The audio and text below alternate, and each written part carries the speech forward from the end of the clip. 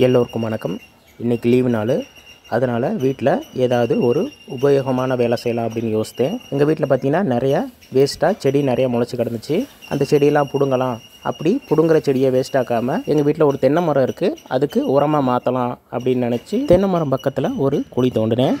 எங்கள் பாப்பா அதை பார்த்துக்கிட்டே இருந்தா, என்னப்பா செய்கிற அப்படின்னு கேட்டுட்டு இருந்தா.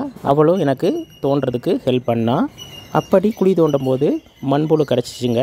எங்கள் பாப்பா இது வரைக்கும் மண்புழுவை பார்த்ததே இல்லை. ஆனாலும் பயப்படாமல் கையில் எடுத்து விளையாடுனா. அந்த மண்புழுவோட நன்மைகளை என் மகளுக்கு சொல்லிகிட்டே அப்படியே குழியை தோண்டி வீட்டில் முளைச்சிருந்த சில வேஸ்ட்டான செடிகளை பிடுங்கி அந்த குழியில் போட்டு, அப்புறம் வேறு சில மக்கும் குப்பைகளையும் உள்ளே போட்டு அப்படியே குழியை மூடிட்டேங்க. லீவ் நாள் ஃபுல்லாக டிவி பார்த்து பொழுது போக்காமல், அப்படி இல்லாட்டி ஃபோனை நோண்டியே பொழுதை போக்காமல் ஏதோ ஒரு உபயோகமான வேலையை செஞ்சோம் அப்படின்ற திருப்தி எனக்கு கிடச்சிச்சிங்க. நான் கரெக்டான ப்ரொசீஜரில் இதை செஞ்சேனா அப்படின்னு எனக்கு தெரியாது.